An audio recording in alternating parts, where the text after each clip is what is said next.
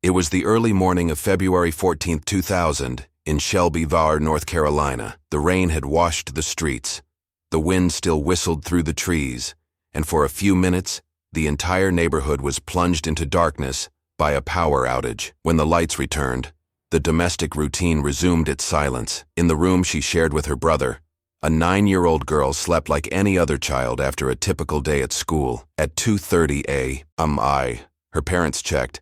She was there, covered, breathing calmly. Nothing indicated that, soon after, that modest house would become the center of a mystery that would haunt the city for decades. Between 3 and 4 in the morning, something changes. Without the sound of doors slamming, without the stumble of small feet in the hallway, the girl grabs her backpack and crosses the invisible line that separates home from the road. Highway 18 cuts through the night like a dark blade, a corridor of asphalt leading out of the city. Drivers on their way to work, truckers covering kilometers to the sound of windshield wipers, all attentive to the road and the rain. Still, some notice the tiny figure at the edge of the shoulder.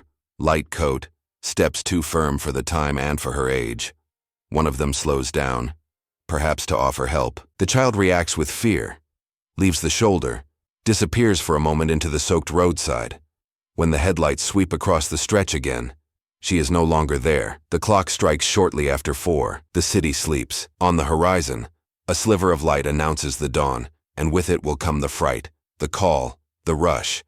But, for now, there is only the interval between the empty bed and the curve of the highway. Who was the girl beyond the photo in the family portrait? Why did she choose the early morning, the rain, the path that almost no one walks? Between the bedroom and the roadside, questions remain unanswered.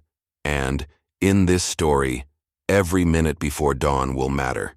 If this story captivated you, subscribe to the channel, leave a like, and turn on notifications. The sequel is coming in the next part, with never-before-seen details and essential connections. It's going to continue and it's unmissable. The night before, everything seemed predictable. The household routine followed the same script as always. Schoolwork checked, a simple snack, a quick chat about the day, the mother's attention to laundry for the week. Nothing that signaled a disruption. The night progressed with the sound of rain on the rooftops, a constant sound that, for many, functions almost like a lullaby. Near midnight, the storm intensified. The wind knocked down branches, the electricity fluctuated, and for a short period, the lights went out. When they returned, the digital clocks flashed erratically, and each resident adjusted their sense of time as best they could. It was a detail that would later complicate the task of establishing the timeline, minute by minute. Around 2:30 a.m., the parents checked. The children were asleep. The shared room, the blankets pulled up to their chins, the tranquil rhythm of their breathing, nothing seemed out of place. This is a firm anchor point in reconstructing the events, because it marks the last moment when their presence at home is certain. From there, the narrative crosses the border from the known to the probable, sometime between 3 and 4 a.m. Tehran without any noise to draw attention. The girl got up, grabbed a backpack, opened the door, and took her first steps outside. The silent hallway, the dimly lit kitchen, the patio wet from the rain, 3 spaces that, being so every day, take on an almost unreal aspect when we try to imagine them as the setting for the beginning of a disappearance. Highway 18, the road that connects Shelby to cities to the north, dawns early, before 4 a.m. The first vehicles are already cutting through the darkness, workers starting their shift, truck drivers on interstate routes, people who are forced to spend the night out of necessity. It is in this interval that independent accounts from drivers emerge. A small figure on the shoulder, a child walking with focused, unwavering steps, dressed for the weather, advancing along the white line. Some accounts mention a light-colored coat, others only the impression that it wasn't the time for a child to be there. The essential point, however, is repeated. She was alone and moving in the direction that leads out of the city. A driver slows down. Perhaps he thinks of offering help. Perhaps he hesitates because he doesn't want to scare her. The headlights shorten the distance, tracing the falling raindrops on the asphalt, and the figure turns for a moment, as if sensing an uncertain approach.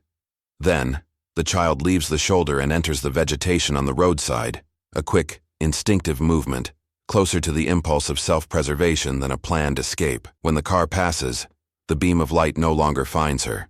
This is the last point of observation where testimonies converge. At dawn, the absence is noticed at home. The empty bed, the backpack not where it should be, the immediate feeling that something doesn't add up. The police are called, and what follows is the expanded protocol for missing minors. Patrols search the neighborhood. Neighbors are interviewed. School friends are informed. Hospitals are checked. Shelters and churches are contacted. In the early hours, search units with sniffer dogs arrive in the area where drivers said they saw the girl. The road, which in the early morning was a corridor of shadows, is now a sequence of useful visual landmarks, signs, property entrances, sheds, stretches of woods. Teams walk in line, examine ditches, open warehouse doors. The noise of helicopters when present mixes with the movement of the city that awakens without knowing that its next few days will be dominated by a single issue. In this type of investigation, time functions as a sensitive raw material. The first 24 to 48 hours are critical for confirming or discarding hypotheses. Therefore, everything that can be measured is measured. Distances a 9-year-old child could travel in a given time, the degree of soil saturation after hours of rain, average visibility on the highway before sunrise, the probability of someone having seen or heard something relevant within a specific radius of the last observation. Each variable gains weight, and each weight helps to reconstruct a possible route. A stream of information begins to arrive.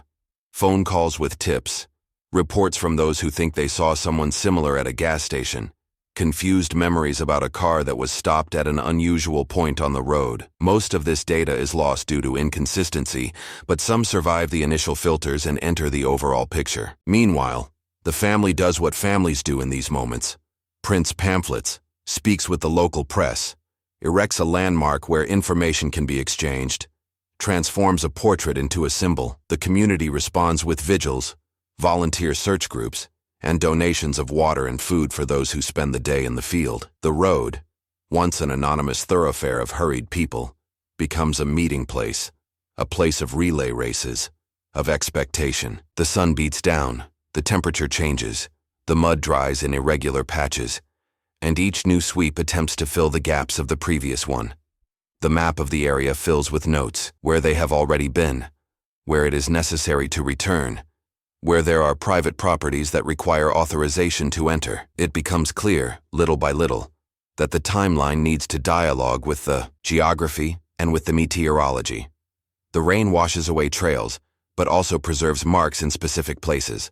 The dense vegetation protects, conceals, and confuses. In parallel with the field searches, the information network forms a second map: recorded phone calls, security camera footage which, if it exists, should be requested before being overwritten, routines of establishments along the highway. It is not yet time for conclusions. It is time for coherence. At 2:30 a.m., everything was normal. Between 3 a.m. and 4 a.m., sightings began. After 6 a.m. the first teams were already patrolling the indicated area. This simple sequence of events sustains the investigation effort against the inevitable noise that will surround the case from the moment it becomes news. As the day progresses, the first smaller finds emerge, typical of extensive searches: a plastic seal, a package, a hair tie that could belong to any child, a piece of paper that means nothing on its own. These objects are catalogued, photographed, and compared with what the family recognizes. Most don't connect to anything. Some, although not definitive, help to outline a probable direction of the initial movement. The focus remains on the corridor formed by sections of Highway 18 and its access roads, an axis that, by its very nature, invites the passage of many people and makes it difficult to memorize the details. At this point, the question that organizes the narrative is not why, but where to. The why belongs to the realm of motivations and, later on, hypotheses. The where to belongs to the realm of facts, schedules, distances, independent testimonies, environmental conditions. It is upon this that the skeleton of a true disappearance story is built. And it is from this that, in the following sections, we will understand what the authorities found, what was discarded, and what remains as a key piece.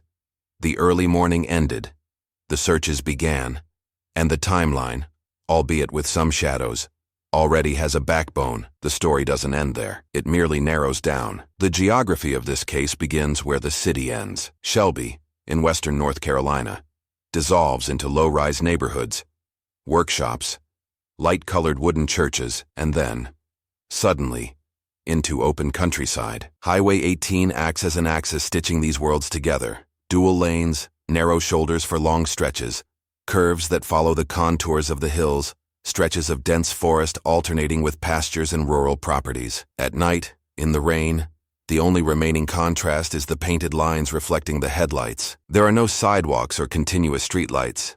A pedestrian's path is the shoulder and, when it disappears, the carpet of wet grass that separates the asphalt from the nearest fence. It is along this corridor that a child would have walked before dawn, visible for seconds to each vehicle. A silhouette that emerges from nowhere and vanishes just behind the beam of light. The land surrounding the highway isn't a continuous lawn. It's a sequence of small areas that, on paper, are called right-of-way areas, but in practice are strips of tall grass, drainage ditches, and earthen slopes that turn to mud with the first downpour. In several places, Highway 18 crosses streams via buried pipes or small bridges. These points have sides with dense vegetation, tangles of branches where a body can hide in seconds, voluntarily or involuntarily. Barbed wire fences delineate pastures and backyards. Between the road and the houses, there's always a gap with young trees, makeshift flower beds, and scraps of wood. At dawn, without neighborhood noise, the rain muffles footsteps and confuses directions. The sound of tires on the water travels along the road louder than voices. If someone calls out, the voice is lost. From a search perspective, this scenario is demanding. When day breaks, teams divide the area into sweep sectors, linear stretches along the highway, with markings at each property entrance, crossing ditches and forest edges. The rule is to sweep in a line, in parallel, so that nothing is left without at least two pairs of eyes. What seems flat when viewed from the steering wheel reveals itself to be rugged on foot. There are depressions that become puddles, fallen trunks covered in moss, low-lying grasses that snag shoelaces. On blind curves, visibility drops to a few meters. Those searching need to climb onto the embankment to see beyond. Sniffer dogs work best when the wind carries the scent in clean lines. In the rain, the smell mixes with that of wet earth and leaves, and reading becomes more difficult. Even so, the dogs indicate preferred directions and points of interest, where someone stood still for a longer time, where an object was handled. The road, however, is not the only axis. Alongside it run gravel side roads leading to workshops, barns, and scrap yards. These are places with irregular traffic, flexible schedules, where the coming and going of old cars doesn't attract attention. Between the house and the sidings, there are discreet accesses with unlocked gates, tractor entrances, hunting shortcuts, and service trails for energy companies. Many end in small clearings, invisible from the road. On maps, these lines appear as pale veins. On the ground, they are corridors where the grass has been trampled many times. On dry days, they hold dust. After a storm, they turn into sticky mud that retains footprints for a short time, and then distorts them. In the immediate surroundings, landmarks that guide residents are also scattered. Corner churches with large parking lots empty in the early morning, schools that only come alive later, gas stations closed until the first shift, agricultural warehouses with metal silos. Each of these points becomes a reference for witnesses. I saw it around the time of such and such church. It passed gas station X. It was before the barn with the red roof. It is this oral cartography that sustains the initial interviews and helps to align independent testimonies. If two people describe the same curve in different ways, the researchers look for common language: the speed limit sign, the entrance with the blue mailbox, the intersection where the ditch widens the most. Gradually, the accounts begin to fit the topography. When discussing visibility that morning, it's not just about light and rain. The undulating topography creates ups and downs that cast temporary shadows, despite the high beams. In stretches with vegetation just meters from the road, the beam of light hits wet leaves and returns to the driver as a diffuse glow. In open areas, the headlights are lost in the landscape. A child on the roadside, wearing discreet clothing, appears for very short periods of time. Therefore, the fact that multiple people reported sightings in the same direction indicates consistent movement, one step after another, giving rhythm and meaning to the mental map being constructed. Further north, outside the immediate limits of Shelby, the next county introduces a new geographical chapter: larger properties, construction areas, and building sites that, from time to time, create clearings. Construction sites are rapidly changing environments. Piles of earth that didn't exist yesterday, holes that will be filled tomorrow, garbage bags used to protect material from moisture.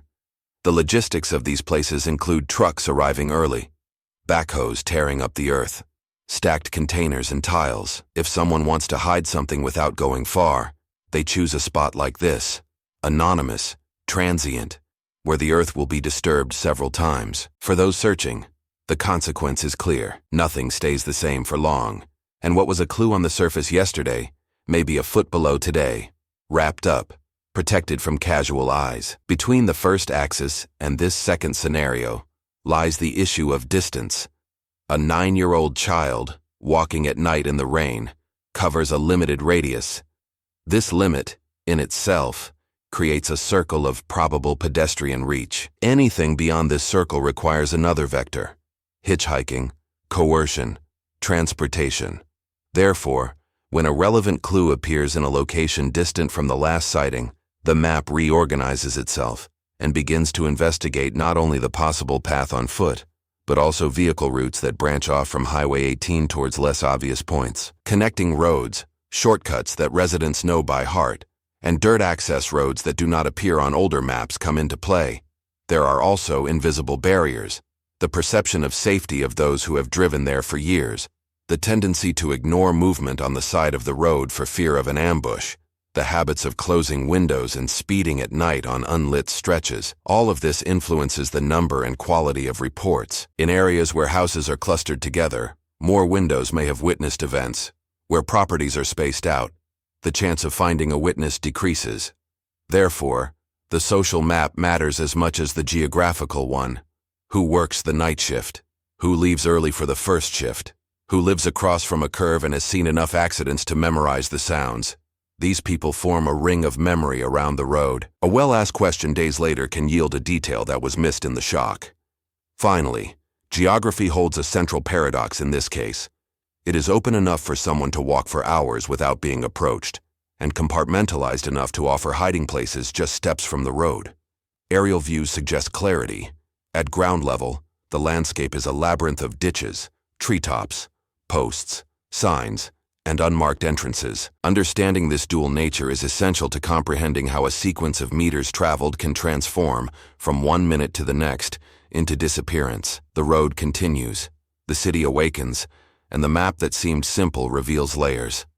The story doesn't end here. It delves deeper into the terrain. The first few days after any disappearance are a dive into the details. In Asha's case, the initial search phase yielded a discrete set of clues that, in isolation, seemed almost banal, but, seen in sequence, began to outline possibilities and overturn easy assumptions. Ground teams walked the stretch indicated by the drivers, searching shoulders, ditches, and wooded edges. Everything that could be human and recent was collected: small objects, pieces of paper, everyday items that could have been left by a child. These finds were photographed on site, measured, mapped, and carefully packaged to avoid contamination. In parallel, a domestic inventory identified what was missing at home, cross-referencing what could have been carried in the backpack with what never left the room. This comparison between field and home is the first filter. If an object appears on the road and corresponds to something that is missing, it gains relevance. If not, it becomes merely circumstantial noise. The weather both hindered and helped.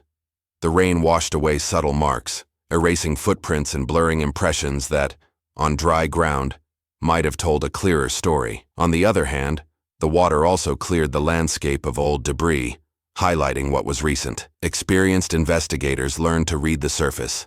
The grass that gave way a few hours ago, the mud polished by rubber soles, the broken leaf whose cut has not yet darkened. On 2 banks near the sightings, the vegetation showed a faint trail, as if a small body had entered and returned shortly afterward. This reinforced the idea that, at some point, Asha left the driver's field of vision, preferring to hide from an approaching car. Its behavior consistent with immediate fear. not with a planned and tranquil route. Some of the collected objects raised hypotheses about the direction of movement. It wasn't a continuous trail, like breadcrumbs left along the way, but isolated points within a specific radius. This suggests that if Asha passed through there, she did so without randomly dropping things, or that when something fell, it was an isolated event. It's important to emphasize, much of what is collected in these circumstances lives in the realm of ambiguity. A hair tie could belong to any child. A package could have been thrown away days before by someone else. A folded piece of paper carries no identity. What gives value to an item is triangulation, temporal proximity, compatibility with what is missing, and fit within the timeline. From the outset, investigators focused on two practical questions. Where did she go, and how long did she remain exposed? Nothing in the initial findings indicated a long stay at a single point on the highway. There were no signs that she had sheltered for hours in some fixed structure there. Instead, the terrain reading pointed to continuous movement, interrupted only by moments when witnesses lost sight of her due to vegetation. This finding affects the understanding of risk. The longer a child remains in sight, the greater the chance someone will offer help. The shorter the exposure, the greater the opportunity for quick interventions without witnesses. Along with what did appear, what didn't appear also spoke volumes. There were no signs of a hard fall, dragging, fighting, or bleeding in the section searched at dawn. This made the idea of a serious accident right by the roadside in the early hours less plausible, nor did any unmistakable signs emerge at that moment that she had planned a prolonged escape. There were no food reserves hidden somewhere along the way. No notes and no sign of a prearranged meeting in the vicinity. These absences don't prove intent or lack thereof, but they help to calibrate the reasoning. Among the initial hypotheses that usually arise in such cases, some lose traction when the ground doesn't support them. The work with sniffer dogs, although hampered by the rain, offered useful clues. In areas where the wind channels odors, a dog might pull its leash in the direction of a specific stretch of the riverbank. In another area, it might lose the scent trail, which doesn't mean the person wasn't there, but that the environment dispersed the particles. In at least one point near the drivers, reports, there was enough canine interest to justify more thorough searches in the immediate vicinity, expanding the perimeter. These clues, cross-referenced with the cataloged objects, formed a heat map, a probability cartography that guided the teams in the following days. The neighborhood also brought small pieces to the table. Residents accustomed to hearing the highway in the early morning hours report sounds that differ from the norm: an engine stopping and starting at an unusual hour, a door slamming shut where silence normally reigns. Isolated, these accounts are fragile. Synchronized with times and locations, they begin to suggest windows of movement. Investigating is, to a large extent, about synchronizing clocks, aligning the testimony of someone who left for their shift with the memory of someone who woke up to go to the bathroom, with the routine of someone who owns a gas station that opens before sunrise. When 2 or 3 independent accounts intersect, the probability of coincidence decreases. The first few days also served as an exercise in debunking urban legends. Rumors always surface about mysterious figures on the side of the road, about a specific truck that everyone talks about shadowy figures in warehouses. The protocol calls for detachment, check, record, and, in the absence of evidence, file away. It's easy, in a case that gains attention, for imagination to supplant facts. Therefore, the team involved instructed spokespeople to remind the public of the basics. If you saw something that morning, describe what you saw and where. If you heard it, that's a rumor. The filter of accuracy protects both the family and the investigation. Finally, one trait emerged in the mosaic of initial clues: the feeling of a path interrupted by others, not by personal exhaustion. A 9-year-old child out walking in the rain before dawn would tend to seek recognizable shelter when fear increased. A lit porch, a balcony, a neighbor's house. The fact that the sequence of sightings ends abruptly, without finding nearby shelter showing signs of recent use, fuels the hypothesis of outside intervention at some point along the route. This hypothesis, however, is not a definitive statement. It is a working axis that will be tested by subsequent developments, when new clues, coming from more distant locations, change the scale of the map and force everyone to think beyond the reach of small steps. The story does not end here. It progresses from detail to clue. Months after the initial searches, As the city's routine began to readjust to the void, the story took a new turn. A construction site in another county, further north, where the earth had been disturbed to make way for a building. It is in these places that the terrain changes its mood every day. One day it's compacted clay, the next it's a tire track and piles of rubble covered with tarps. It was there that workers, clearing a path for basic infrastructure, noticed something out of place. The shovel struck material lighter than it should have. As they turned over what seemed like just another patch of darkened soil, they found stacked garbage bags, knots tightly tied to resist moisture, and inside them, a backpack. It wasn't thrown away, it was buried. The difference, in this context, is everything. The object was collected with due care. Even when the surprise calls for haste, procedure dictates restraint. Preserve the site, photograph in situ, mark the position, record the depth, note the type of soil. In a construction site, any misstep mixes layers of yesterday and today, and the chance of contaminating evidence increases. The team that responded to the call isolated the area, organizing the surroundings so that the backpack could be removed with minimal interference. The plastic packaging, 2 garbage bags, showed an explicit intention to protect the contents from water and direct contact with the soil. The person who deposited it there wasn't just discarding it. They were keeping it, hiding it, trying to make the find seem improbable. The identification of the backpack as belonging to the missing child was a silent shock that spread from hand to hand. This confirmation didn't come in a flash.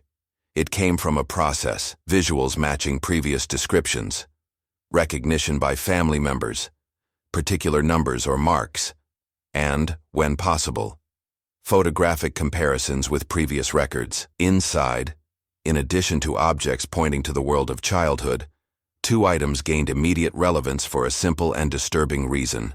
They weren't hers. The first, a children's book from the school library, one of those with a stamp on the title page and labels that tell the story of the book throughout its loans. The second, a pop band t-shirt from another decade, with a print that any teenager from previous years would recognize, but which was not part of the girl's known wardrobe. The presence of these items inside a buried, wrapped backpack found far from the last confirmed location created a new equation for the investigation. A library book is, by nature, a traceable object. It circulates with a date, passes from hand to hand, returns to shelves, and is taken out again. If a specific copy appears in the context of a crime, it opens up the possibility of a documentary trail. When it was last borrowed, by whom, if it was reported lost, if there is a record of damage or exchange. None of this in itself reveals culprits, but it offers points of contact with people and places. A t-shirt from a specific band, however, functions differently. It is a cultural marker, a portrait of taste, of probable age, of social circulation. Such a piece may have been a gift, may have belonged to a relative, may have been picked up by someone who thought it would be appreciated. The fact that it is found alongside a book that could have come from a classroom or a library suggests a curator, someone who selected and added it. It is the opposite of randomness. The geography of this discovery required that the case map be extended. Between the shoulder of a road in Shelby and a construction site in another county, there are kilometers of distance, and, above all, there is the need for a means of transport that is not small legs walking at dawn. The burial itself points to time and opportunity. Someone traveled there with a backpack, found a spot of disturbed or easily disturbed earth, brought garbage bags, calculated enough to prevent animals or rain from quickly exposing the contents, and left without drawing attention. This sequence of actions requires a minimum of privacy and knowledge of the place. Construction sites are discreet at dawn, machines are asleep, guards patrol at predictable times, the sound of rain masks noises. It is an ideal environment for short-term concealment that, ironically, transforms into involuntary exposure as the work progresses. The chronology between the disappearance and the finding of the backpack also takes on significance.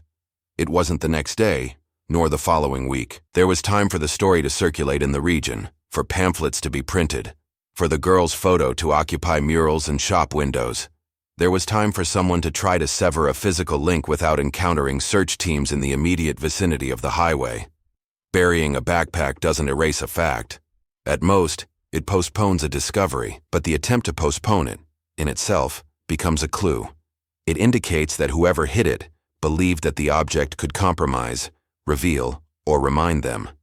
and they also believed that it would be a good hiding place. This says something about familiarity with the area, about routine travel, about the concept of risk that this person has. The chain of custody for recovered material follows a ritual that seems cold to outsiders, but it's what guarantees legal and investigative meaning. Each object is packaged, labeled, described with the time and place, and listed on a form. The labels tell a parallel story. Who collected it, who transported it, who received it at the lab, who opened the package, what techniques were applied, what results were obtained, and which ones depend on technology that, at the time, was still developing. In older cases, the evolution of forensic methods allows revisiting items with new lenses, more sensitive DNA techniques, materials chemistry, microscopy of particles that, decades ago, were invisible. The backpack, the bags, the fabric of the t-shirt, the paper of the book, all of this is open to future interpretation. Time, in this sense, ceases to be merely erosion and becomes an opportunity as well. There is, of course, the temptation to read the backpack as an answer. It isn't. It's a condensed question. Why does a child who leaves home alone with a backpack end up having that same backpack buried by others? What was removed from it? What was added to it? What remained? Why were items that didn't belong to the girl there? As if they were part of the same set. Who knew the construction site well enough to choose it, and when exactly was that decision made? The book raises questions about access to school spaces. The t-shirt raises questions about the age and social circle of the person who owned it. The garbage bags speak of a home, of a domestic stock, of rudimentary but deliberate care. The public impact of the discovery was ambivalent. For the community, it was material proof that the story had moved beyond the realm of pure inexplicability. There was now a tangible, photographable object, shown at press conferences with the restraint that a case involving a minor demands. For the family, it was confirmation of a hypothesis that no one wants to admit, that outside hands interfered not only in the girl's path, but in the fate of her belongings. For the researchers, it was a work axis that was divided into two fronts, reconstructing the flow of the book and the t-shirt, and redrawing the map of people who frequented, worked at, or passed through the construction site during the relevant period. On construction sites, suppliers vary, service providers come and go, and freelance workers leave no trace. But there are invoices, there are work schedules, there are surveillance schedules, there are neighbors who observe more than they admit. Finally, the backpack reveals a pattern of behavior from the possible author or authors.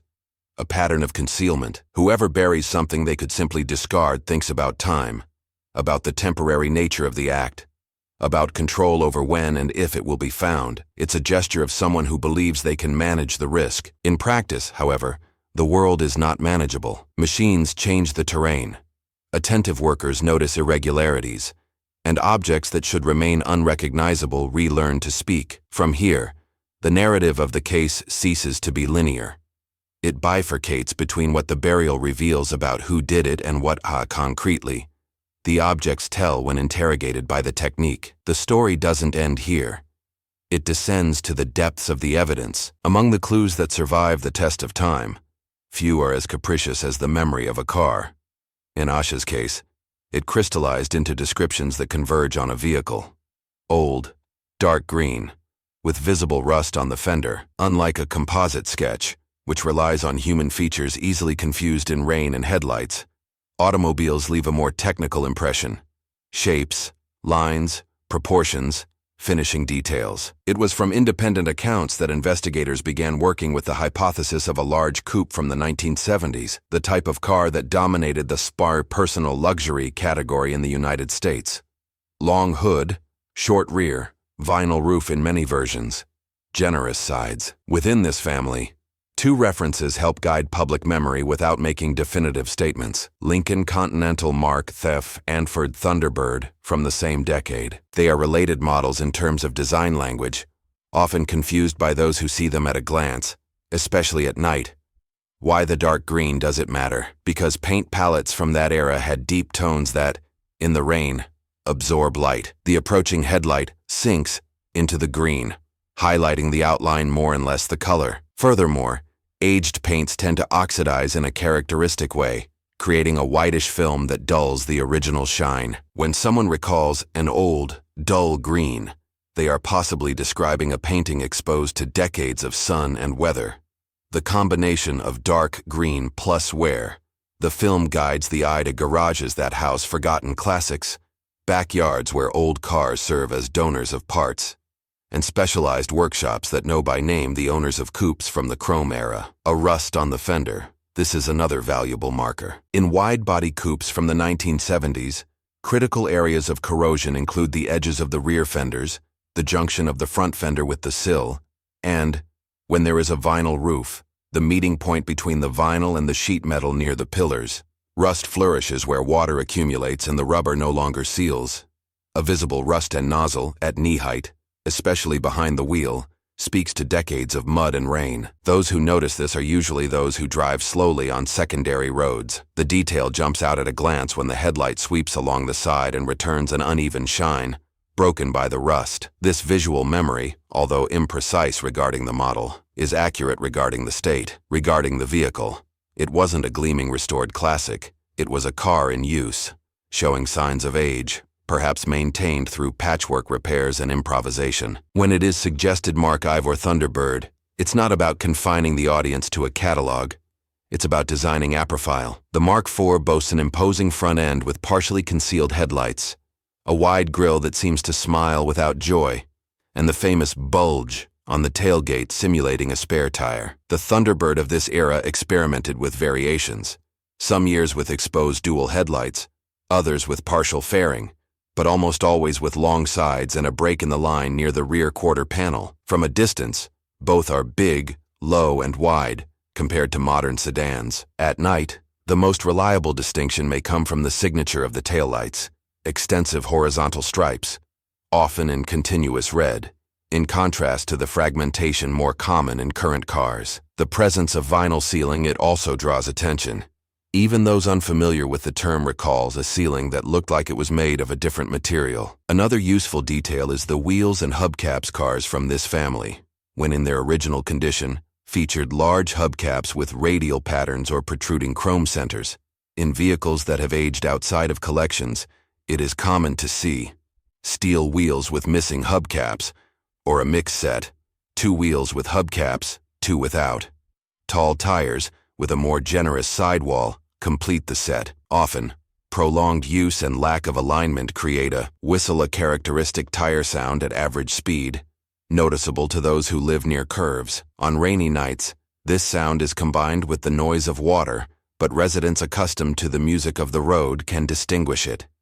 There are cars that sing in a repetitive way every time they pass. From an investigative standpoint, the vehicle's trail triggers specific procedures. The local police talk to workshops and auto parts, those who deal with classic cars, those who recently bought a compatible fender, those who requested a quote for sheet metal repair, those who usually look for windshield rubber for older models, scrap yards and stain removal. They enter the itinerary. Many keep notebooks with entries and exits, quick photos, for reference, sometimes license plates noted from memory. There is also the circuit of classic car clubs and informal encounters in parking lots, where owners exchange parts, references, and without realizing it, build an emotional map of who has what within a 100-kilometer radius. A dark green coupe with evident rust does not go unnoticed by those who live in this world. Another front falls on record history. Although it's not uncommon for older models to circulate with irregular documentation, owners who keep the basics up to date appear in state registries, cross-referencing time periods. For example, who owned a green coupe from that family between 1978 and 2002 helps to assemble a list that, refined by district and color, becomes a guide for interviews. Not every registry is perfect. Color changes in home repaints may never have been updated. Cars that went through auctions or were cannibalized disappear from the radar. Therefore, the investigation always returns to the original records. Human eye neighbors who reminisce about that big green car the guy who moved away belonged to. Rural landowners who store unused items behind the barn, and highway gas stations where customers repeat the habit for years. There is also the factor automotive culture local. In regions with economies linked to logging, agriculture, and small industries, pickup trucks, they dominate the roads. A 1970s coupe would be less out of place in urban centers and more so in rural areas. This dissonance can reinforce the memory. It wasn't a pickup truck, it was a big old car. In many people's minds, these coupes evoke old movies, chrome, and a certain ostentation from another era. Seeing one driving at night in a rainy stretch creates a visual shock that memory retains better than a banal sedan. It is within this mental framework that the dark green and tourist on the fender, they form a pair that almost doesn't need a brand or model. They are enough to spark a memory in anyone who saw them. It is crucial, however, to understand the limits of memory from inside a car. In the rain, the perception of distance, height, and detail, it's treacherous. A coupe can become a sedan in the mind of someone who only noticed 2 doors at a glance. Rust can be on the front and remembered from the back. The color can pull it towards black in the wet reflection. Therefore, when gathering accounts, researchers practice asking, not, was it a Mark IV? But, were the headlights round or square? Was there chrome trim around the windows? Did the roof seem to be made of the same material as the body? These are answers from set not from catalogs, which help to build an operational picture of the vehicle without forcing the testimony into an artificial fit. Finally, there's the behavior. An old car in good condition can cross the early morning hours without sounding out of place. An old car with worn paint and rust, it's more likely to be a daily driver, owned by someone who balances minimal maintenance with necessity. This narrows down the possibilities. Who drives this car at 4 a.m. hour in the rain, on a secondary road? A shift worker? Someone who knows the shortcuts in the area? Someone with routes that avoid main highways? Questions like these don't accuse, they guide. They help prioritize visits, check security cameras at establishments that open early, verify fuel receipts at 24-hour gas stations, and listen to factory workers who work through the night. In the puzzle of a disappearance, a car is not a secondary character. It is a vector, and when it crystallizes as an old, rust-ravaged, dark green coupe, it becomes a color, a shape, and a sound that, combined, can point to someone. The story doesn't end here. It follows the trail of a vehicle that, even without a license plate in memory, may have left too many traces to remain invisible. There are cases that span decades without an updated face. That's where age progression portraits come in, a technical and, at the same time, profoundly human resource. They attempt to answer a simple yet immense question: what would this child look like today? At the heart of this work are forensic artists and analysts who combine anthropometry, craniofacial growth, family genetics, and a visual memory built from thousands of faces. It's not guesswork, nor magic. It's probability engineering applied to the face. The process begins with the best possible source material, clear photographs from different angles, exact dates for each image, and information about the appearance of parents and siblings at ages close to those the artist wants to project. The goal is to identify inherited patterns that tend to manifest over time: general skull shape, interpupillary distance, nose width, chin shape, ear placement, and hairline behavior. Next, growth curves are considered. Children don't age like adults, they transform. Between the ages of 9 and 16, for example, the face lengthens, the jaw gains definition, the teeth alter the smile arc, and the cheeks lose childlike volume. In women, certain hormonal milestones change skin texture and facial fat distribution. The artists adjust all of this layer by layer, like someone reconstructing an invisible sculpture. Digital tools help without replacing a trained hand. Software allows testing variations in weight, haircut, the presence of glasses, and marks that may appear over time. Algorithms suggest trends, but the professional who understands what can change and what rarely changes ultimately decides. The relative position of the eyes, the bone structure beneath the skin, the growth rate that a family history sometimes explains. When dental records are available, small asymmetries common in childhood dentition are projected into adolescence and adulthood, taking into account possible treatments and natural corrections. When photographs of the parents at the same age are available, these features become comparative guides. The curvature of the mother's smile, the father's chin, the inherited eyebrow. There are also limitations. Age-related portraits are approximations. They don't capture life's accidents, a scar that didn't exist before, significant weight gain or loss, an aesthetic decision that profoundly alters one's appearance, such as hair straightening or color changes, beard trimming or piercings, nor do they anticipate cultural transformations, a style of glasses that becomes fashionable, a common haircut in a certain area, or a makeup trend. Therefore, age-related portraits don't demand absolute recognition. They ask for a click of familiarity. They invite the public to think about structural similarities, not exact copies. The implicit warning in all responsible disclosure is this: if someone seems to resemble the age-related portrait, report it. It is the investigation, with method, that confirms or denies it. In the case of a child who disappeared at age 9, the progressions usually come in steps: 12, 16, 20, 25, 30 years. Each stage considers the passage through possible life environments: outdoor work in the sun, study routine, cold weather that pinkens the skin, humid climate that alters hair texture. In regions with diverse genetic heritage, artists calibrate variations in skin tone and phenotype, always respecting the known family background. The final result is rarely a single portrait. There are versions: one with hair tied up, another with hair loose, one in profile, another from the front, one with a discreet smile, another serious. The multiplicity is intentional. It increases the chance of someone recognizing essential traits behind stylistic choices. The method's effectiveness depends on proper circulation. A progress report confined to a poster on a bulletin board serves a limited purpose. When disseminated on local television, community radio, social networks segmented by region and specific interest groups, it becomes collective memory. In small towns, the effect is immediate. The shopkeeper compares it with frequent customers. The teacher thinks of former students. The gas station attendant remembers someone who passes by every week. In metropolitan areas, digital reach multiplies perspectives. The line between remembering and recognizing is thin, and in many cases, a casual comment sent to the right channel triggers the missing verification.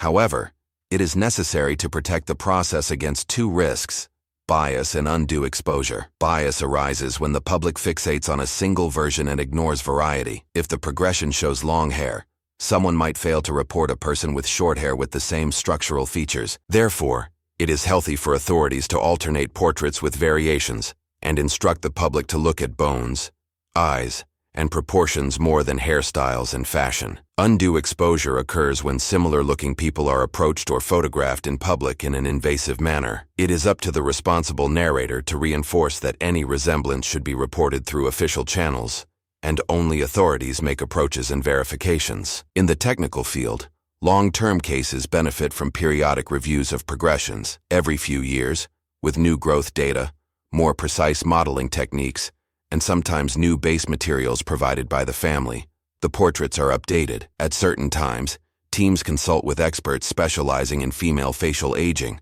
who consider specific changes in soft tissues, malar fat fluctuations, mandibular contour definition, and eyebrow alterations throughout adulthood. In parallel, experts revisit particular features: a slight overlapping tooth, the inclination of the labial commissure, the distance between the wing of the nose and the upper lip. These are microsignatures that, even with the passing of years, help to anchor the gaze. Applied to the narrative we are constructing, the use of these portraits serves a dual purpose. First, it keeps alive the concrete possibility of recognition, especially for those who haven't followed the case from the beginning. Second, it educates the viewer on how to look. Instead of consuming the mystery as entertainment, they participate responsibly, observing their surroundings, remembering faces that have crossed their path, mentally recalling people who seemed out of place, and, if something makes sense, communicating it. With each new progression, the window of opportunity is renewed. Time may have passed, the child may have become an adult, but certain structures persist, and certain stories insist on being recognized. It's also worth remembering the emotional role this resource plays for the family. Seeing a child transformed into a possible adult is a painful rite, and at the same time, an act of hope. It means saying, she exists in time, even if I don't see her. For research, it's fuel for reach. For the public, it's an invitation to attention. And for the story itself, it's a reminder that, beneath the versions, there is a real person, with inherited traits, with a smile line that comes from somewhere, with eyes that were once seen by someone who loves her. The progression doesn't close anything. It opens doors. The story doesn't end there. It continues with a face that time hasn't erased, only altered. The current state of the investigation combines persistence and adaptation. Over the years, the case has evolved from a mere local inquiry into a multi-layered operation, with coordination between municipal police, sheriffs, state agencies, and federal teams. This arrangement is not just a formality. It defines who is responsible for what, how information circulates, and what tools are used. There is a backbone that remains unchanged: the disappearance of a child with confirmed sightings on a specific highway. And there are fronts that are renewed as technology, methodologies, and leads evolve. In general, the investigation is treated as a kidnapping, homicide, without this ruling out the possibility of other scenarios.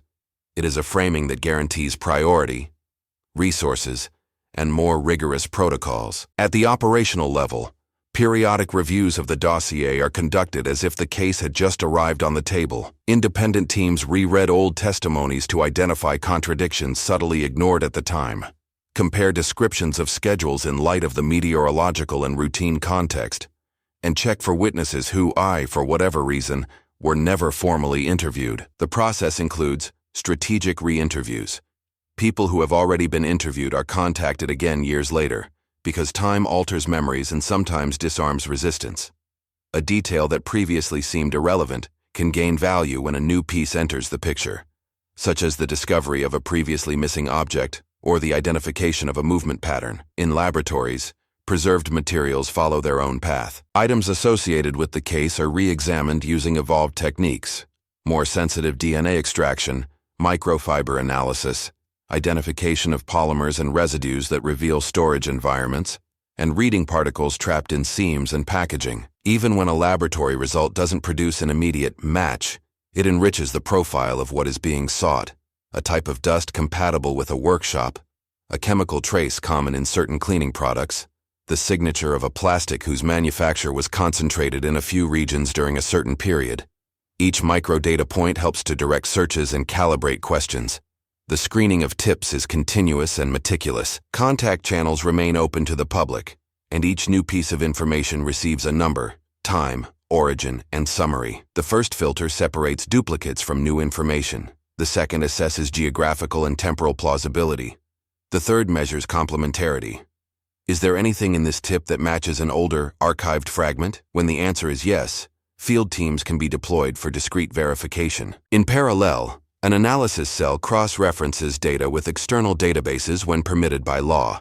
Arrest records of individuals with a history of related offenses, records of old vehicles registered in the region, address changes of people linked to workshops and construction sites during the critical period. Communication with the press and the community follows a difficult balance between transparency and protection. Updates are released when there is clear public value, reinforcing a specific request, informing about searches in a particular area, presenting a new age progression image.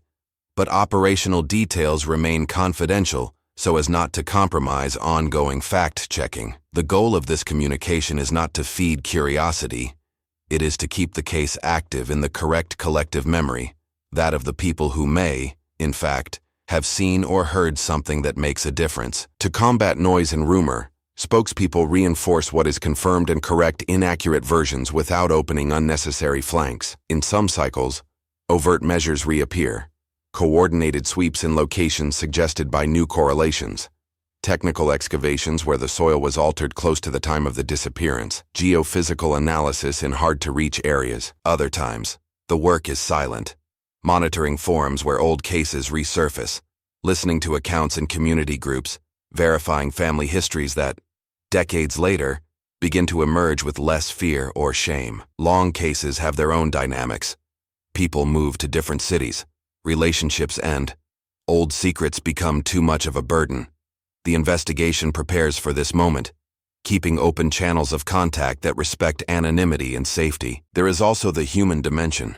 New investigators take on parts of the case and bring a fresh perspective. Vectors of bias, common in the first phase of any investigation, are identified and neutralized. Assumptions about child behavior projected by adults, hasty readings of testimonies under stress, emphasis on more media-friendly hypotheses to the detriment of discrete leads. Ongoing training includes workshops on testimonial memory, cognitive bias, and best interview practices with residents who lived through the period. The purpose is simple: to ensure that the spiral of revisions does not repeat the same mistakes in new clothes. The social dimension remains relevant. School programs, community events, and partnerships with churches and neighborhood associations are used to responsibly remind people, not to generate fear, but to keep the case within the realm of useful attention. Updated posters, mentions on local radio stations, small announcements in community newspapers, and targeted posts on geolocated social networks do a patient job of sowing the seeds. Every campaign of this type comes with clear instructions: how to report, what to report, why to avoid personal approaches and parallel investigations. The public is invited to be a participant, not a protagonist. When rewards are announced or updated, it's not a spectacle, but a tool. They have a dual practical effect. They encourage those with information to break the inertia and signal that the authorities, far from giving up, are opening another door. There are protocols for managing this mechanism seriously. Each tip motivated by a reward follows the same screening process as the others.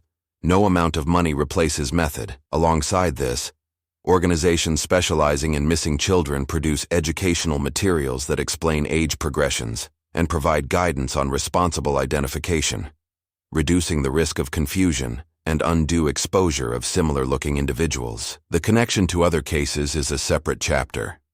Mature investigations map similarities and differences with disappearances of similar profiles in neighboring counties and bordering states, looking for replicable patterns, times, road types, vehicle profiles, weather windows. This is not to link theories based on superficial similarity, but to prioritize questions. If a case in another jurisdiction involved an old vehicle with similar characteristics and a nighttime route on a secondary road, this information guides cross-checks and, in some scenarios, coordinated interviews with suspects with a compatible history. Behind this mechanism lies a principle that sustains the case's longevity without letting it fall into routine. The hypothesis remains open, but the criteria are strict. Nothing is accepted as truth for narrative convenience. Everything is considered a possibility to be tested. Time, far from being an absolute enemy, has become a partial ally. It has brought new techniques, new voices, new ways of distributing images and questions. It has also brought the natural aging of circles of silence. The investigation has learned to wait without stopping and to move without fanfare when a crack opens. This is where the investigation stands, solid in what has already been confirmed, flexible in what can be revised, attentive to the tools the present offers and the answers the past still holds. The case is not on the shelf of memory. It's on the table, with worn pages and recent notes. The story doesn't end there. It continues in the field, where old suits and new methods can still meet. Theories emerge when silence lingers. It's natural. The mind tries to fill in the gaps with narratives that make sense, especially in cases of missing children. But, to avoid confusing the right path with a shortcut, it's necessary to separate what is anchored in facts from what is pure speculation in a fog. In Asha's case, the essential facts that support any discussion are clear. She was seen at home around 2:30 a.m. Between 3 and 4 a.m., she walked alone along Highway 18 in the rain. Independent drivers confirm her presence. There are no signs of a serious accident in the initial stretch. And, months later, her backpack was found buried in another county, packed in bags, containing items that did not belong to her. Everything else is interpretation, hypothesis, a possibility to be tested. A recurring theory in child disappearances is voluntary escape. Children run away. They seek adventure, react to conflicts, repeat stories they've heard. But theories need to be judged by the facts. The time of day, the adverse weather, the absence of recognizable shelter along the route, and the subsequent concealment of the backpack create a picture that is difficult to reconcile with a planned and safe escape. Escape generally implies an idea of destination, some kind of arrangement, or at least signs of preparation. When these components are absent, the theory loses traction. Another common hypothesis is a voluntary meeting with someone known. Here, too, the rule applies. The quieter and shorter the window of exposure, the greater the possibility of intervention by third parties without witnesses. If a meeting had been arranged, one would expect some trace of communication or a visible point of convergence, and this is not supported by what was seen in the first few hours. There is also the theory of an accident followed by panic. The child gets lost in the woods, is afraid to return, falls into a stream, gets hurt, and is unable to call for help. This scenario falls within the initial possibilities of any search in a semi-rural area. However, it clashes with two pillars: extensive searches at dawn in the immediate vicinity and the subsequent discovery of the backpack, carefully buried some distance away. An accident explains silence, but it doesn't explain the deliberate concealment of an object, when what is found bears the mark of a calculated human action. The line of reasoning shifts. Theories pointing to the intervention of an unknown individual often divide between the opportunistic predator and the known individual with low social visibility. The opportunist is someone who crosses the road in the early morning hours for a legitimate or illegitimate reason and takes advantage of a child's vulnerability on the roadside. This hypothesis aligns with the short window between sightings and the disappearance from the field of vision, and with the nature of the road: sparse traffic, bad weather, absence of fixed witnesses. The figure of the known individual with low social visibility, on the other hand, relies on poorly regulated nighttime activity circles, informal workshops, construction sites at alternative hours, routes that avoid main roads. Both lines of inquiry are testable with objective questions. Who regularly circulated there at that time? What vehicles stand out due to their condition and color? What nearby environments would offer sufficient privacy to steal someone quietly? When discussing family, rigor and care are necessary. Investigative literature acknowledges that family members may be involved in some disappearances. However, it also teaches that the vast majority of cases are not based on assumptions, but on verifiable evidence. In the relevant period, the first hours and the subsequent discovery of the backpack, there is no publicly available fact to support accusations against relatives. Disseminating baseless conjectures in this direction is not only unfair, but also diverts resources and attention from what could be useful. The distinction between "we cannot rule it out" and "there is evidence" is vital. The first is methodological prudence. The second requires concrete evidence. Another source of noise is linking famous cases based on superficial similarities. Secondary roads, old cars, rain, early morning hours, elements that exist in thousands of stories. The human brain loves patterns, and the risk is forcing connections based on appearance, not on proof. Mature investigations treat similarity as a trigger for questions, not as a shortcut to conclusions. If a case in another jurisdiction involved an old coupe and a poorly lit stretch of highway, it's worth asking if there's pedestrian traffic between the areas, if vehicle lists overlap, if names appear in both contexts. But the key word is to ask, not to assert. There are theories fueled by rumors and vague confessions. In high-profile cases, it's not uncommon for someone to come forward claiming to know something crucial. Screening separates delusion, attention-seeking, and potentially useful information. Good leads withstand detailed questions: where, when, with whom, how.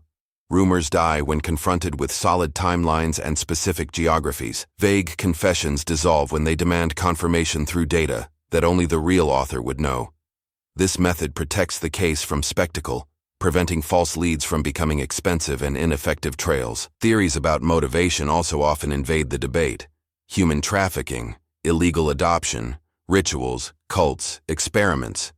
These are narratives with strong appeal, in part because they offer a clear villain and a comprehensive explanation.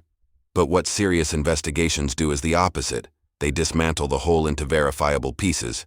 Trafficking, for example, leaves logistical traces, corridors, intermediaries, profits, routes. Illegal adoption requires a chain of false documents or administrative absences that can be traced. Rites and cults, when they exist, circulate in communities where someone speaks about them. What doesn't find an echo in concrete data returns to the shelf of unsubstantiated hypotheses. Perhaps the most useful theory is the least glamorous, that someone with opportunity, a vehicle, and minimal knowledge of the area intercepted the child within a short window, transported her, and then, out of fear or calculation, disposed of objects that linked her to the child. This line of inquiry doesn't generate sensational headlines, but it guides the work. Searching for compatible cars, re-interviewing people who were traveling during shifts, checking active construction sites at the time, forensic analysis of materials to infer the environment. It's a service-oriented theory, not seeking a perfect plot, but rather a set of plausible actions that can be confirmed. Between theories and facts lies the territory of language. Saying "on according to the authorities" is not a shield. It is the correct way to anchor the narrative when dealing with a living process. Saying "there is no public evidence that X" does not mean to exonerate or accuse. It means respecting the state of knowledge. The public that follows long cases needs this verbal discipline so as not to become a pawn of versions that feed on the pain of others. The responsible narrator offers context, explains the method, shows why some hypotheses lose strength in the light of data and why others remain on the table. He does not confuse absence of proof with proof of absence, but he also does not allow the vacuum to be filled by just anything. Ultimately, theories are tools. They serve their purpose as long as they help to ask better questions and guide resources. They lose value when they become beliefs. In Asha's story, known facts support concrete lines of work and push out of the picture what depends solely on imagination. What remains is the commitment to the verifiable, the humility to revise what was thought yesterday in light of what is found today, and the courage to admit that yes until new data emerges. Silence is still a piece on the board. The story doesn't end here. It continues, with hypotheses under examination and facts as a guide. There are cases that seem to resist time, and yet still possess a structure that invites a solution. Asha's case is one of them, not because there's a miraculous clue waiting in a drawer, but because the set of available elements has characteristics that, combined with current methods, maintain a real chance of progress. First of all, there is fixed points. Rare characteristics include well-defined times, sighting at home around 2:30 a.m., sightings between 3 a.m. and 4 a.m., a recognizable route, a specific road axis, documented weather context, rainy dawn, and one last observable behavior, the rapid entry onto the roadside when a driver approaches. This backbone reduces the fog. It doesn't tell the whole story, but it limits the scope of what is possible and, in doing so, protects the investigation from imaginative leaps. The second pillar is the existence of physical evidence. Significant. The buried backpack, deliberately packed, containing items that did not belong to the girl. Real objects withstand time better than memories. They can be revisited with techniques that change every decade. More sensitive DNA, microfiber reading, identification of environmental residues that reveal where a fabric was stored, analysis of soil microparticles that trace back to a specific type of terrain or industrial geography. Even if previous results did not produce a nominative cross-reference, the matrices remain useful for future rounds. Each re-examination can extract a new trace, a previously undetectable chemical compound, a degradation profile that suggests the temperature and humidity of the storage location. Silent evidence, when listened to with new technology, speaks. Third, avical description. In many disappearances, the how of the removal from the scene remains abstract. Here, there is a likely vector with concrete traits, an old, dark green car with rust on the fender, large in size, a design family associated with certain models from the 1970s. This image doesn't conclude anything, but it focuses the gaze and highlights specific communities for approach.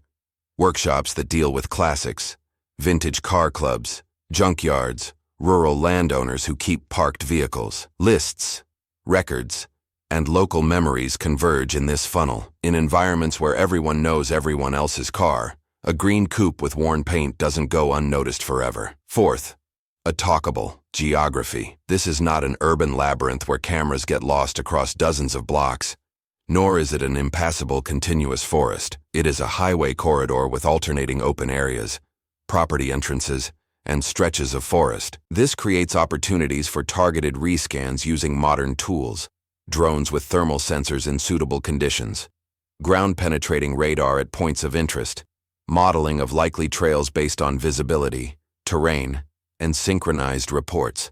Each new technique illuminates previously opaque areas.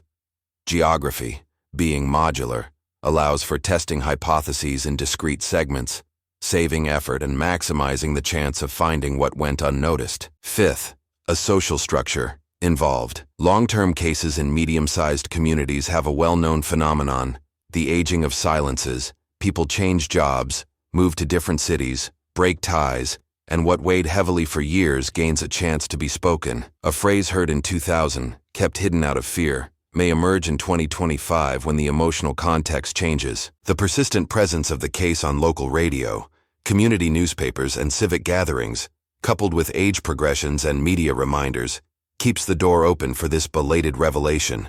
The "someone knows something" is not a slogan. It is a long-term strategy that often culminates in decisive or discrete testimonies. Sixth, a standardization of methodologies. Reanalysis is crucial. Contemporary investigations have protocols for reviewing old cases with independent committees, auditing past decisions, and shielding the work against historical biases.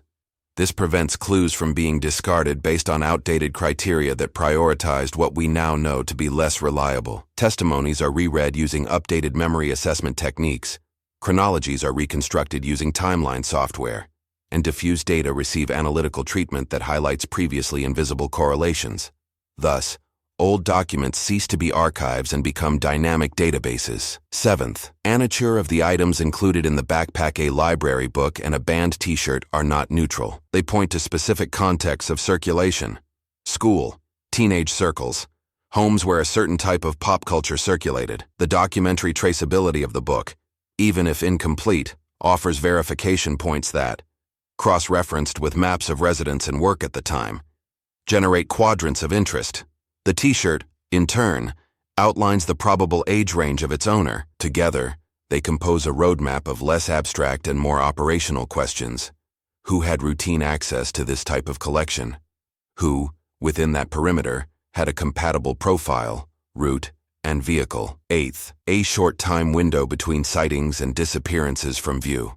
The number of plausible interventions and, therefore, possible actors is reduced. This is not a disappearance in a chaotic environment with multiple simultaneous variables. The clock helps. If the withdrawal from the scene occurred there, it required proximity, opportunity, and some degree of trust in the absence of witnesses. This combination is rare enough to narrow down names, habits, and movements. Cross-referencing work records of those who worked night shifts, lists of old vehicles within a specific radius, and frequenters of secondary routes produces intersections that deserve preferential attention. Ninth, R ward and the institutional channel, always open. In cases where the social cost of speaking out is high, legitimate financial incentives act as ethical catalysts. They help to shift priorities in those who hesitate between keeping quiet and revealing information. The correct channel, in turn, ensures that information reaches those who can verify it without exposing the informant. This reduces the noise typical of social networks and focuses investigative energy where it pays off. 10th, the accumulated learning from other investigations solved after decades. Today, teams know that answers emerge through humble pivots, re-interviews with better questions, cross-referencing databases that previously didn't talk to each other, microscale soil analyses, textile examinations, data mining in old classified ads, checking invoices from workshops and scrapyards. What seemed exotic has become routine in unsolved case units. The machinery exists and is within reach when there is material to work with, and here there is. Therefore, calling this case solvable is not empty optimism, but a technical reading of the evidentiary landscape. There are paths to follow, objects to re-examine, specific communities to listen to, clear operational questions to patiently repeat. Time does not return what has been lost, but it offers new lenses and new human dispositions. With each review cycle, a piece may align where there was previously slack. The story does not end here. It remains open, sustained by hard facts and the concrete possibility that a voice, a material detail, or a cross-referencing of data will finally fit together. This is the section where the narrative meets the audience and transforms curiosity into responsible action. If you lived in the Shelby area, traveled along Highway 18 between Shelby and Morganton, worked the night shift in 2000, had regular routes on that road, or knew people who frequented that area, your memory may contain pieces that haven't yet been placed on the board. What matters isn't providing ready-made answers, but verifiable details. Approximate times, landmarks, sounds, smells, marks, habits, objects. The rainy dawn of that February 14th created a scenario where much is erased, but other things remain. Those who live by the roadside recognize the sound of an old car passing in the rain, the screeching of tires before a curve, the slamming of a door at a time when almost no one stops. Those who work on construction sites remember when mounds of earth appeared or disappeared, when garbage bags were used to protect materials, when security guards changed their routines. Anyone who works in makeshift repair shops knows that certain parts and colors don't go unnoticed. A large, dark green coupe with rust on the fender, always returning on the same day of the week, a customer arriving covered in mud despite little rain, a hastily made request for a sheet metal repair, a hubcap replaced out of sync with the others. These fragments, in isolation, seem like nothing. Crossed with the timeline, they can be worth a great deal. If you recognize keywords from this case, Highway 18, Shelby, Morganton, old green car, rust on the fender, buried backpack, borrowed children's book, banned t-shirt, take a minute and do a simple exercise. Write down what you remember on a sheet of paper without filling in the gaps with assumptions. At what point on the road did you usually slow down? Was there a church, a gas station, a barn with a red roof near where you saw something unusual? Did you hear an engine stall, a door slam, footsteps on the gravel, voices muffled by the rain? What shift were you working that month? Who picked you up or dropped you off at home? Was there anyone in the neighborhood who kept an old car under a tarp, painted dark green, with signs of rust? Did that person suddenly move away in the following months? Did a construction site you know receive new soil or dig trenches during that period? Did anyone mention found and buried objects? Don't try to piece together the whole story. The investigation doesn't need novelists. It needs faithful notes. Another objective gesture is revisiting personal records.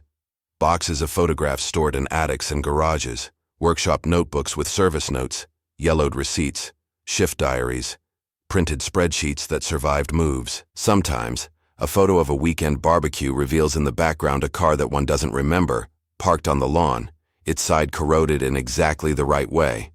Sometimes, a note stuck to the refrigerator saying, "Leave 3 a.m., return 5 a.m., explains a route. Sometimes, a page from a diary annotated with, "Bring a book from the library," speaks to the presence of a specific title found years later. In medium-sized cities, everything is more intertwined than it seems. There are also the postponed conversations.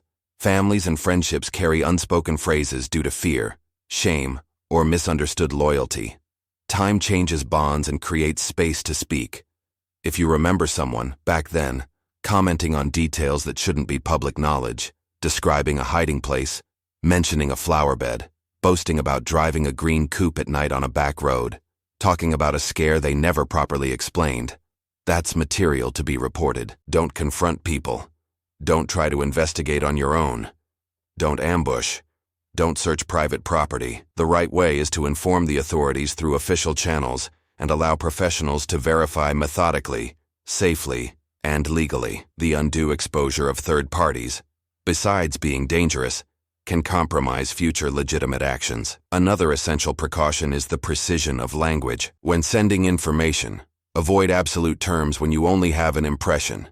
Say, "I think it was," instead of, "I'm sure it was," when certainty doesn't exist. Note what you saw and heard, not what you concluded. If describing a vehicle, focus on objective elements. 2 doors or 4 round or rectangular headlights, presence of a vinyl roof, apparent width, proportion between hood and cabin, position of rust on the fender, whether the rear seemed to have a central bulge, whether the taillights were long strips. If describing a location, reference fixed landmarks, signs, intersections, property entrances, number of poles to a curve, walking distance in minutes. If talking about people, limit yourself to non-invasive details and circumstances, time of day, direction of travel, observable routine. It is also important to remember that resemblance to age progression portraits is not confirmation. If you recognize someone by their physical features, report it discreetly through institutional channels, providing location and context. Do not photograph, publish, or expose names on social media. Portraits are invitations to attention, not sentences. Technical verification exists to prevent harm and humiliation of innocent people. Similarly, land, houses, and warehouses are private spaces. Entering without permission constitutes a crime and represents a risk. Nothing justifies putting your life or the lives of others in danger on your own initiative. Investigative work operates under rules that protect victims, communities, and even the integrity of evidence. Finally, if you left the region, that doesn't exclude you. Many cases move forward because someone who moved to another state kept a specific memory, found a photograph, remembered a conversation, or a vehicle that reappeared decades later in another yard. The network of contacts of those who left can reach people who remained and who were never heard from. Sometimes, a thoughtful phone call to a former coworker opens the door to a memory that got stuck in the routine. Sometimes, a short, concise email describing what you remember is the most important step someone takes in years. The call is simple and demanding. Share what you know in the right way, with sobriety and respect. Don't construct theories. Offer facts. Don't dramatize. Describe. Don't look for villains. Look for dates, places, objects, patterns. This case doesn't need an audience. It needs precision. The public that follows a true story of disappearance is not a passive spectator. It is part of a circle of memory capable of delivering the missing piece. The story doesn't end here. It continues to depend on those who were there, saw, heard, and finally decide to speak. In the end, what remains is not an abstract enigma, but the simple thread of a life interrupted before dawn. Asha existed in concrete reality: notebooks, laughter, the bed shared with her brother, the smell of rain on the porch, the routine of a house learning to adjust after a power outage. The narrative we follow, the early morning hours, the highway, the sightings, the silence, the buried backpack, the old car, the progression of age, the reanalyses, the maps traversed with soaked boots, is not a collection of dramatic scenes. It is the record of a human effort to prevent a child from disappearing twice, first from the world and then from memory. At each stage, we saw how the case resisted haste and easy solutions. We saw that a country road can be, at the same time, a stage of vulnerability and an axis of methodical work, that a backpack hidden in plastic bags is not an answer. It's a question, that the memory of a rusty green car is worth less as a museum piece and more as a bridge to workshops, clubs, backyards, that portraits of aging progression are not promises, but invitations. Look again, calmly, respectfully, that mature investigations know how to relearn, repoint, listen again, and that entire communities, when guided, become part of a silent machine of attention, one that transforms curiosity into care and care into useful information. The only possible closure, when there is no judicial conclusion, is a compromise. A compromise to the facts, to the method, to the precise language that neither accuses without proof nor romanticizes what should remain sober. A compromise to those who remain. A family that learned to get through dates and anniversaries with empty seats at the table. A compromise, above all, to the simple idea that stories like this don't belong to the spectacle. They belong to the moral archive of a community. When an entire city decides it will not forget, it establishes a standard. Here, what we lack doesn't become folklore, it becomes a task. If you've made it this far, you've carried with us the weight of cold hours, of questions that seem not to move, of redrawn maps, of hypotheses tested and returned to their place as hypotheses. Perhaps nothing in your path connects directly to this story. Perhaps it does. What time teaches is that answers often arise when two things meet: a memory kept by someone and a procedure capable of accommodating it. Therefore, this piece ends as it began, with the night and with possibility. The night, because it was in the night that everything began, when small steps crossed the line between home and road.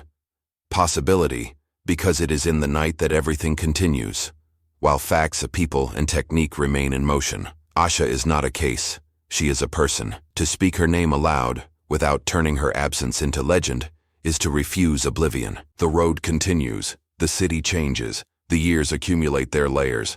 But such a story remains open in the only sense that matters, open to the encounter between those who know something and those who can verify it, between what has been done and what can still be done, between the pain of what has been lost and the dignity of continuing to search. Here, we conclude our journey. The real work, what happens off-screen, continues, where memory meets responsibility and sometimes, finally, the answer.